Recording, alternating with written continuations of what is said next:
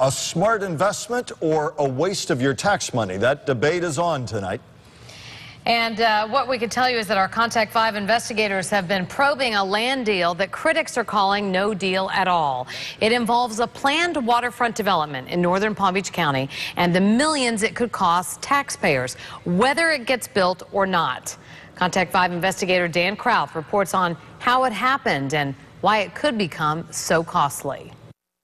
This started out as a tip that was emailed into the Contact 5 investigators.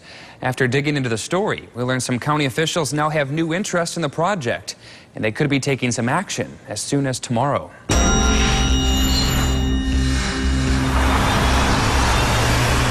You may have driven through Lake Park and not even known it.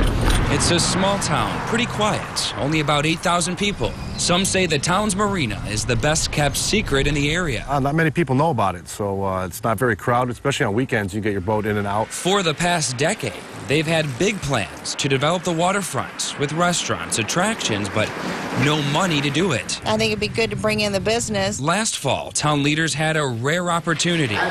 County commissioners gave them $2.4 million in a county grant to improve the area. It's a lot of money. It is a lot of money. They used the money to buy this. You have got to be kidding me. A small lot, less than an acre off Federal Highway. Shocking. They'll be turning the fenced-in area into a parking lot. What? A place to park more boats at the marina behind it. You can't just look at a parking lot. Some nearby homeowners were shocked at the sticker price. Oh, that's definitely not good. And at first, so were we. The Contact 5 investigators looked into it and learned the town paid more than 3 times the market value for the property. Take a look. Its value last year, $753,000. One of those opposing the price and the project is Jim Lloyd. Would you have bought it? Would you have spent it? It depends on who you ask.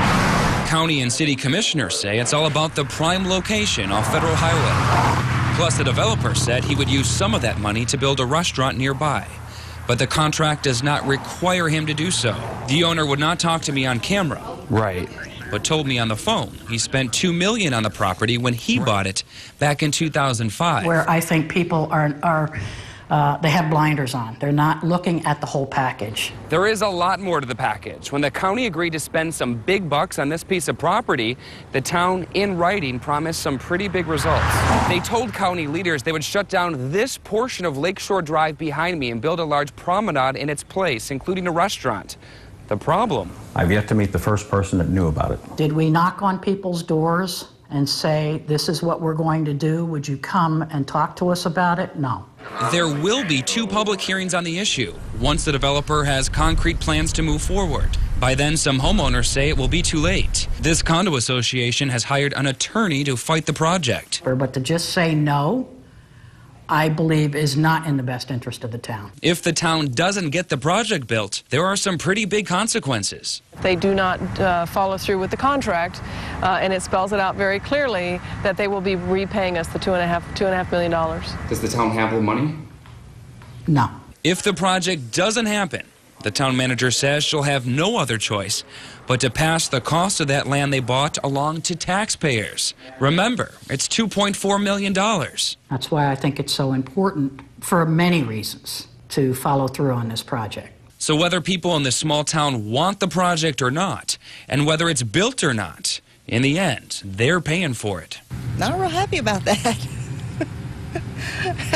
I mean, you know, taxes are high enough around here. The county official in charge of buying and selling property and putting the agreement together has asked commissioners to take a closer look at this issue during tomorrow morning's commission meeting. We will be there to let you know what happens.